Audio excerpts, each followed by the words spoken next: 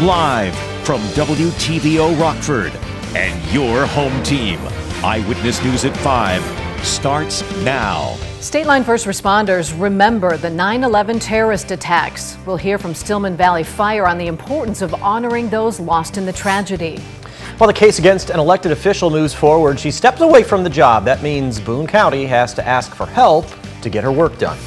And gas prices across the Midwest spike over the weekend, but experts say that trend won't last long.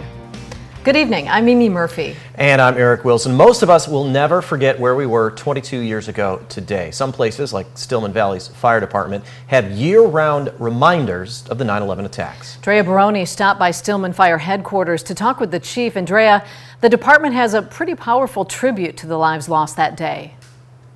Eric and Mimi, the Stillman Valley Fire Station has a unique way to keep the memory of those lost in 9/11 alive, even 2 decades after the initial attacks. The fire station is one of the many throughout the country that was given part of a steel beam from the World Trade Center by the New Jersey Port Authority after the attacks on 9/11. Things like this, having this in our fire station and people coming to our fire station and visiting is such a great experience for them. Chief Hopeful encourages community members to come to the station to see the beam and talk with firefighters about what today means to ensure Americans keep their promises to never forget. Mimi. All right, thanks, Drea. A local restaurant takes the day to support first responders. Mission Barbecue held a fundraiser this morning to support the Jamie Cox Foundation and the Rockford Firefighters Peer Support Group. Both organizations work to recognize and assist first responders in the state line community. The event is also Rockford Fire's way of remembering 9/11. The district chief says it's important to take the time and remember the sacrifices first responders make every day. In the past 22 years, obviously the nation has gone through a period of mourning and grief. We've recovered, obviously, and I think that our country is definitely together, stronger together, especially on September 11th. When this year comes around, when this day comes around, it's important for all Americans to remember the sacrifice of firefighters and police officers, first responders that gave their lives on September 11, 2001. The next major event for Rockford's 9/11 Memorial will happen on the 25th anniversary of the attacks. Rockford firefighters respond to a fire this morning. The original call was for a garage fire on 17th Avenue off 9th Street. That came in just before 10. The garage was in the alley. When we got on scene, there were no flames or smoke to be seen, but there were several fire trucks. Rockford police haven't announced any arrests after a murder this weekend. Around 2 Saturday afternoon, police were called to Halstead Road and Conklin Drive for a shooting. When officers got there, a 22-year-old man was being taken to the hospital. That's where he was pronounced dead. Rockford PD hasn't released any more information about the crime. An early morning accident leaves a Roscoe teen dead. Around 6:30, Boone County Sheriff's Office, along with District 3 Fire, were called to Hunter Road for reports of an accident. A preliminary investigation shows that a Jeep Cherokee driven by Jacob Torgeson of Roscoe was heading westbound on the road. The car then suddenly swerved into a ditch and overturned. Torgeson was pronounced dead at the scene. The crash is still under investigation. A fight this weekend ends with a man arrested. Saturday night, Rockford police were called to a home on Winnebago Street. Someone reported a man with a handgun accusing another man of stealing his dog. According to police, the second man was actually retrieving his dogs that got loose. Officers tracked down the man with the gun. They say he's 39-year-old William Connor. He was booked into the Winnebago County Jail. Connor's accused of several charges: aggravated unlawful use of a weapon, aggravated assault, and disorderly conduct. Rockford police arrest a man after an argument leads to shots being fired. Late Friday night, someone heard gunshots and called police to Houghton and Donaldson Streets. That's just southwest of downtown. Officers found shell casings in the intersection. Witnesses told police Rashad Davis and another adult got into a fight outside a home on Houghton. Someone said Davis fired a handgun into the air. Police report finding a loaded gun with a drum magazine inside the house. Davis faces charges of domestic battery, reckless discharge, and unlawful use of a weapon by a felon. A Rockford man's arrested after shots are fired this weekend. Police were called to Locust Street near Haskell Park early Saturday morning for reports of shots fired. That's where they found George Barmore standing next to a parked vehicle. Officers say they found a loaded handgun inside the car.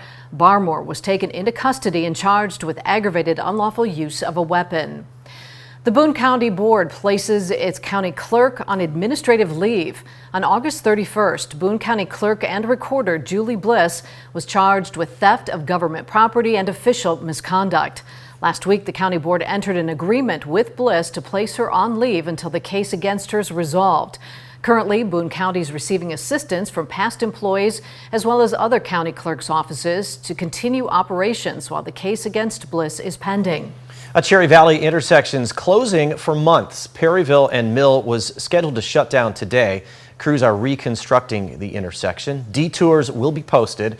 It's part of the nearly $8 million Perryville Bridge project over I-39. That work is supposed to be done by December 1st. Gas prices in the Forest City rise by around a cent this week. According to Gas Buddy, the average price of gas sits at $3.87 a gallon. That's 7 cents lower than a month ago, but it's still 15 cents higher than a year ago. Analysts say with the switch to cheaper winter gasoline coming Saturday, gas prices should fall in the coming weeks. It's been 22 years since nearly 3,000 people were killed in the September 11th terror attacks at the World Trade Center, the Pentagon, and in a field in Shanksville, Pennsylvania. People from coast to coast pause to remember the deadliest attack in American history. Aaron Katursky wraps the day from New York. At the Pentagon, where 184 people died in the September 11th attacks, taps marked the moment when an American Airlines jet hijacked by al-Qaeda terrorists made impact. An American flag unfurled at that exact spot, Defense Secretary Lloyd Austin leading the remembrance.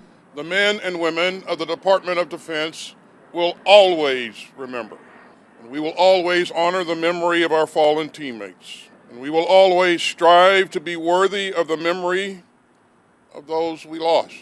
And in Lower Manhattan, dignitaries including Vice President Harris, New York's governor, mayor, and its senators joined families of victims, survivors, and 9/11 first responders in moments of silence. 2,753 people died at the World Trade Center that day. Their names read aloud. My sister, Jody Tepedino Nicolo. Tower 1, 105th floor, Cantor Fitzgerald. We miss you, Jody. In recent weeks, the remains of 2 more victims were positively identified by New York City's medical examiner. Still, 40% of those lost have not been positively identified. 343 New York firefighters died on 9/11. Since then, an additional 331 have died from 9/11 related illnesses. In Shanksville, Pennsylvania, they're remembering the crew and passengers of United Flight 93. Later today, President Biden will mark the tragic anniversary, addressing troops at a U.S. military base in Anchorage, Alaska. And here beneath a gleaming new World Trade Center, a new generation remembers those who were killed on September 11, 2001, many of them not born 22 years ago, but who cannot help feel the enormity of their families' losses. Aaron Katursky, ABC News, New York.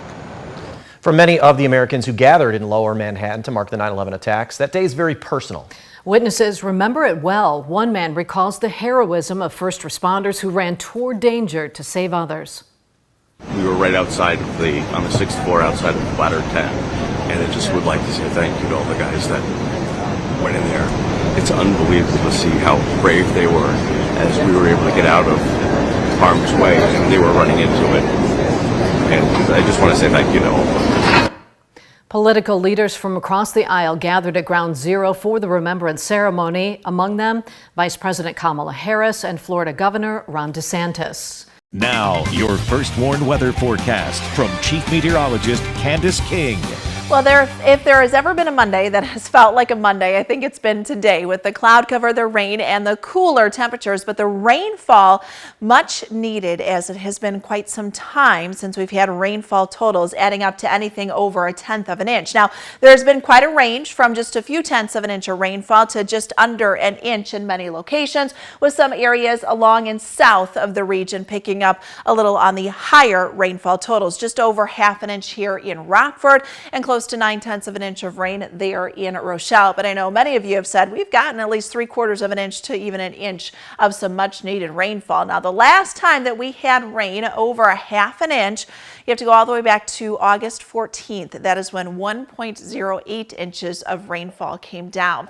While we had the rainfall this afternoon, it is moving out. There is still some drizzle in a couple of spots to the east of us, and we still do have the cloud cover in place, but we are starting to see some clearing take place a little further back to the west from Wisconsin back through Iowa, and this will kind of work in here for tonight and likely lead to some fog. But our attention turns to what's up here to the north in Wisconsin back through Minnesota. That is actually part of the system that rolls in by this time tomorrow and brings back some cloud cover and also gives us a chance for some redevelopment of a few showers and even an isolated thunderstorm. Cloud cover with us as we take a live look with our SkyTrack camera out in Freeport. This brought to us by Rockford Career College. This is out at the Park Hills Golf Course. A little bit of a breeze kicking in from the north, holding those temperatures in the 60s. You're at 63 in the Pretzel City, 64 right now in Rockford, 62 in Rochelle, and 64 degrees our temperature down in Sterling. We are 62 right now. Our weather watcher Terry in Genoa, just over 8/10 of an inch of rainfall down there in northern DeKalb County. Jim here in Rockford, 65,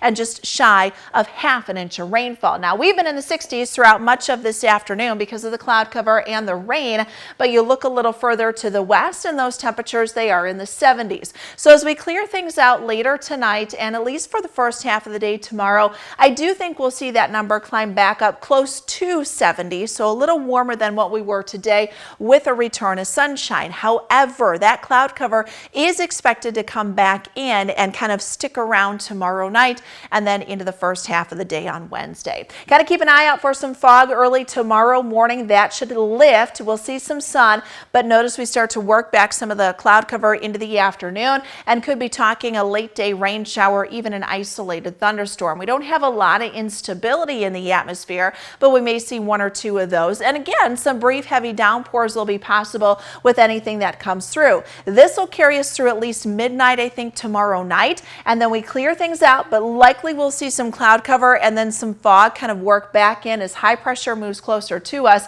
Those clouds could actually stick around a little longer into Wednesday, and that could keep us back to temperatures similar to what we had out there today. So 52, that's where we'll head for the night tonight. Winds will stay from the northwest tomorrow. Highs up around 70, which is still below where we should be for this time of year. We should be in the mid and upper 70s. We drop that number again on Wednesday as we bring back some of the cloud cover, but we will see those numbers climb back through the mid and upper 70s by the time we get in towards the end of the week. And those overnight lows too gets a little chilly, guys. Those temperatures will drop down into the 40s. Now sports with sports director Scott Leber. A new season is supposed to be a fresh start for the Bears, but yesterday looked like a rerun of last year. It could not have gone worse for the Bears. Another loss to the Packers, who no longer have Aaron Rodgers, is as low as the Bears have sunk in quite some time. Last year, Bears fans could somewhat stomach miserable play because Justin Fields gave them flashes of hope.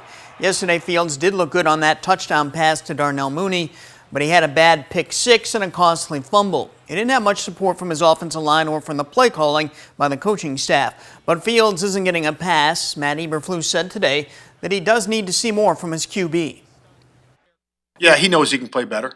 He knows that. He's well aware of that. And he's going to work diligently to do that. And again, it's important that everybody looks that way. The offensive line, the receivers, the coaches, the defensive coaches, the defensive line, everybody. So it's everybody, all hands on deck to improve. Well, the Packers will take what they got from their guys yesterday, especially from Jordan Love, who was making only his second career start. And second-year receiver Romeo Doubs was the best receiver on the field. He hauled in 2 touchdown catches.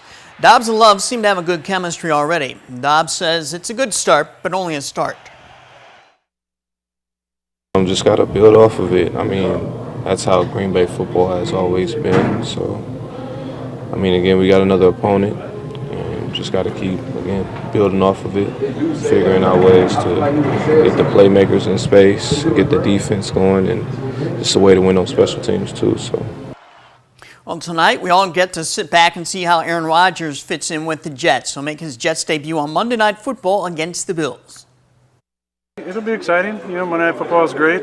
You play in the league long enough, you won a lot of 1 o'clock games, but You don't kind of grow up dreaming about playing the 1 o'clock games. You dream about playing Monday Night Football, Sunday Night Football. So it'll be fun to start the season out on Monday night. You can see that Jets-Bills game right here on WTVO. The kickoff will be at 7:15.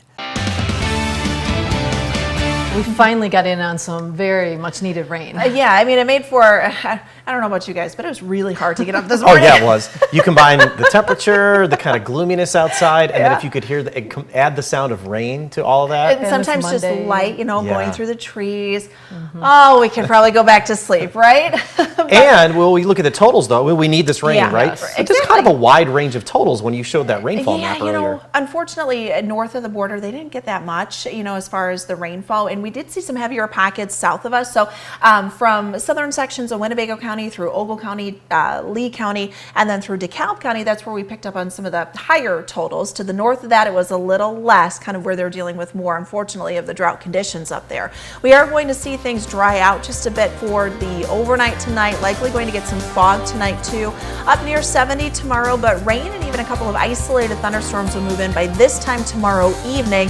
Drying out then, it looks like, for the remainder of the week. Thanks, Candace. And thank you for spending some of your time with us. Stay safe.